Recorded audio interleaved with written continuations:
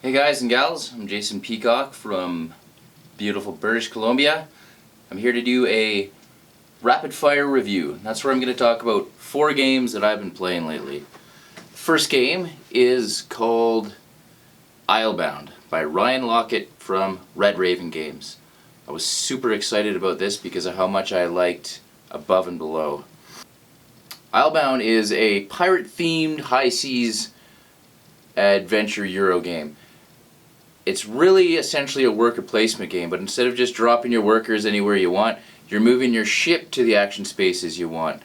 And you can do one of a few different things. When you come to a location, you can pay whatever the cost is to do the action at that location. You can try and attack it by spending pirates and sea monsters that you've acquired. You can try and use diplomacy to take over the island by spending influence, or you can just hunt for treasure, which just lets you take whatever treasure is built up on the main board there, which other players have to contribute to when they visit a place. Once you attack it or diplomacy that place, then it's yours. You put your cube on it, and then other players have to pay you the cost to do that action. When I read the rules, I thought, wow, this is so cool. I'm going to love this game. I've only played it 2 players so far, and it's fallen flat for me right now. And I think the reason is because it's so hard to really explain what you have to do to new players. Like, you don't start with any resources, so you've got this big map with tons of action spaces. All these cities do everything. And, everybody's just like, okay, so what do I do, where do I go, and why? And I've had to play 2 games with my wife just to, start to grasp, how the game plays. And I played it 2 players again with a gamer friend, and, it was still just okay for me. I think I'm holding out that it's going to shine a bit better 3-4 players. And there's a variant where you can attack other ships when you end up the same spot, so I want to play with that. Right now it's falling flat. It's definitely not a 2-player game. I can say that I don't really like this game as a 2-player. I would play many other games before I play this 2-player. But it's got potential as a 3 or 4-player game. And I'll leave it there for now, and I will update you guys after I've gotten to know the game a bit better. The second game I want to talk about is called Hit Z Road by Martin Wallace. And this game is an auction / dice chucking zombie survival game. Weird mix, I know, but it works really well. It's by Martin Wallace, who I'm not really familiar with. I haven't played a lot of his games. He's known for his heavier war games, but he seems to be delving into the light to midweight games this year. The other one, Via Nebula, looks appealing. I want to try that one. So this game's divided into 2 rounds. The first round, you're bidding your precious resources to get the first choice of what path you're going to take, which is designated by a grouping of 2 cards, right? Depending on the other player, there's 3 or 4 slots of 2 cards. These cards are going to have negative effects on them. They're going to have zombies you have to fight. They're going to have resources that you get as soon as you choose that path. And they're going to give you tokens that you have no idea what these tokens are going to do for or against you later on based on other cards you get. So everybody's bidding their resources on first pick, right? So if you got 2 cards together that just really suck, you're like, alright, I'll spend whatever I have not to have to get stuck with that path kind of thing. Here's the thing. It's such a nice marriage of having to give up what you really need in order to get that first pick. Like, you've got 3 resources: bullets, gas, and adrenaline. Adrenaline can save you from a zombie bite if you've got adrenaline to spend. Your guy's dead unless you spend an adrenaline. Gas can let you run away from a fight if things aren't going your way. And bullets can let you get first strike. Spending some ammo lets you roll 2 dice per ammo you spend to attack the zombies before you get into melee combat. Of course, the game can hammer you with bad luck on the dice rolls, but for this game, it doesn't matter to me because it's so much fun. When the deck of cards runs out is the end of the game. Everybody made it to LA, and whoever has the most points wins. I still have yet to get through the whole deck. Getting to LA seems impossible. But what this game gets across really well is that insurmountable feeling of dread that one would get if they were actually traveling across the country in a zombie apocalypse. The resources are precious. You got to spend them to get, to take these paths you want. If you don't spend them, then you've got more, resources to, fight the horde and other bad things that might happen.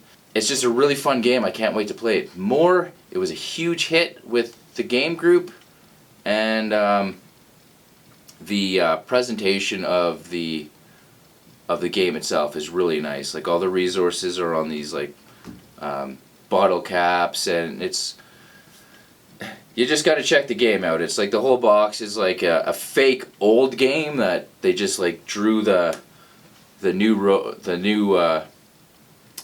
Z over the and with marker, and it's very charming anyways. So Hitsy Road, thumbs up. Really cool game. Good marriage of King of Tokyo-esque dice rolling or run, fight, or die mixed with the auctioning and having to spend those precious resources. The third game is Eric Lang's new card game, Arcane Academy. Now, I love Eric Lang games. I'm a huge fan of most of the stuff he's put out. So, definitely excited to see what his little card game offering. Kevin Wilson as well. So it's like a tile linking game, they call it, and it is. It's got the Hogwarts student kind of theme to it, where you've got 2 students or 2 to 4 students all trying to have the most points at the end of the game. And it's a clever original mechanic. You've got a little tile board in front of you with 4 starting actions, or 4 starting tiles.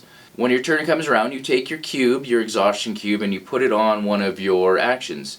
It's going to either give you will, which you need to cast spells, shards, which you need to play items. It's going to let you draw a new tile from the center. It's going to let you cast a spell or item, or it's going to be a wild and let you pick any of the other ones. Another one lets you use an item that's already in play. So you've got your shards, which if you want to play an item, you have to have enough shards to spend. So this action here with the cards lets you play a spell or a will. You've got to have enough will to play the spell and enough shards to play the item. Soon as one player has 8 of these out, that's it, it's the end of the game. So the game's uniqueness comes from the tiles being able to link together.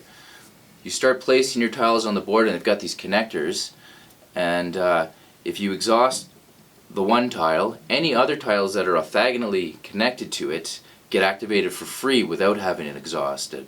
So there's there's a management of your tiles, and the way you lay them out. There's a lot of strategy and tactics just in that alone, and the choices you make from the spells and the items you're going to put into play.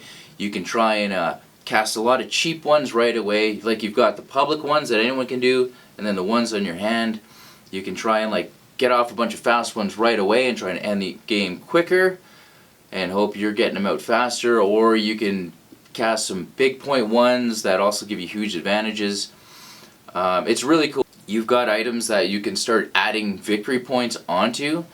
There's other spells that can take victory points off of cards. It's got a nice back and forth. It plays really quick, and like anything I've played from Eric Lang, it's got a clean, efficient design. I played this one with my 7-year-old. I beat him the first game, he beat me the second game, but I love that it's that simple and I can explain it to a 7-year-old and he can compete with me. Very charming game. It's a thumbs up. And the last game I'm going to talk about today is called Celestia. It's a remake of Cloud 9, which I've never played, but it's in the vein of Welcome to the Dungeon. It's a push your luck game. You've got a bunch of different cities represented by these oval tiles. There's an airship. Everybody's got their little meeple in the airship, and they take turns being captain. When you're the captain, you roll the dice. There's a blank side, and then there's some hazard symbols like birds, fog, lightning, or pirates. Everybody starts with a hand of 8 cards, and only the captain really plays cards, like to overcome the dice. There are a few special cards that other players can play, but really the captain rolls the dice. He looks at the players starting with the left of him, and they say, I will stay in the airship or I will get out. If they get out, they get to take a card off the top of the deck of that particular city. The lower down the city, the less points it's worth. So if you jump out right away before even going to the second city, it's worth 1 or more points. So you're not going to get a lot. You're not risking much by jumping out right away. So the captain rolls his dice, say it's bird, bird, lightning. If he's got a bird, bird, lightning in his hand, he has no choice, he has to play it. Although there could be like a wild card that's any of the 4 hazard symbols, he's not obligated to play that one. So he'll roll the dice, and before he says anything about whether he can do it or not, the other players say I will stay or I will go. Anybody left inside sorry, let me back that up. So just say it's a 4-player game, 2 players jump out, the captain and 1 other guy is still in. So those 2 guys jump out, they'll take a card. The captain's has those cards, he plays them, right, they get discarded, then the airship moves to the second city. The captain rolls the dice again, and it's the further along you go, the more dice you end up rolling. So he rolls the dice again. The players that jumped out before are out of this round, so you know, it could be like a pirate and a lightning, and then the next guy's like, guy, you've only got 2 cards left, I'm going to jump out. So he does. And then if the captain did have those, right on. He plays his cards, he moves to the next city, now he's starting a journey by himself. And that's the only time the captain can jump out, is when he's starting a journey by himself. So the captain's down to a couple of cards, he doesn't want to roll 3 dice to go to the next place. He jumps out, claims the card. That's the long and short of the game, but it really, really shines on the table talk. That's where this game is, you know, that's where the focus of this game is. You know, it's got that Sheriff of Nottingham feeling, where you look your friends in the eye and you're like, I got this for sure. And they're like, okay, I'm trusting you, I'm staying in. Everybody stays in, and you're like, actually I don't. If you don't have the cards, you don't play anything, and then the airship crashes, nobody gets any points. Unless you have one of the 2 jetpacks in the deck, then you can play that and land safely. It's a really charming little push your luck game, and I love it. I've played it half a dozen times already, and almost every group I've played with, they just wanted to play again right after. So yeah, that's a big time win. So that's it, that's my 4 games. Thanks for watching, everyone. Please leave your comments, positive and negative, down below. I appreciate it. Have a good one, guys.